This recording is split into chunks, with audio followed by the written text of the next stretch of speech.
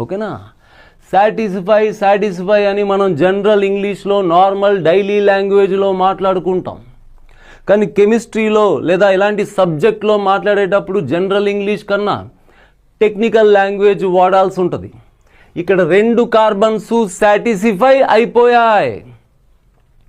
2 కార్బన్స్కి ఏదైతే tetra valency ఉందో ఆ వ్యాలెన్సీ సాటిస్ఫై అయిపోయింది అనకుండా సాచురేట్ అయ్యింది అంటాం. మనం ఏమంటాం?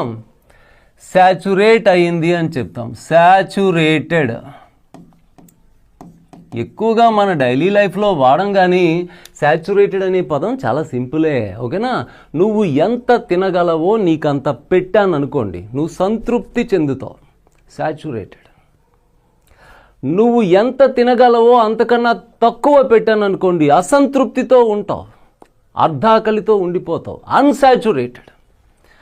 నువ్వు ఎంత తినగలవో అంతకన్నా ఎక్కువ పెట్టేశాను అనుకోండి, తినిపించాను అనుకోండి బలవంతంగా నీ చేత, సూపర్ సాచురేట్ అయిపోతావు, లోపల డైజెస్ట్ చేసుకోలేక కక్కేస్తావు. అవునా? కెమిస్ట్రీలో అలా కక్కేస్తే దాన్ని ప్రెసిపిటేట్ అంటారు, మనుషులు వామిటింగ్ అంటారు. ఓ సొల్యూషన్ ఉంది. ఈ సాచురేట్ అనే పదం మనకి ఇంకో చోట కూడా వస్తుంది కదా, ఫిజికల్ కెమిస్ట్రీలో సొల్యూషన్ ఉంది.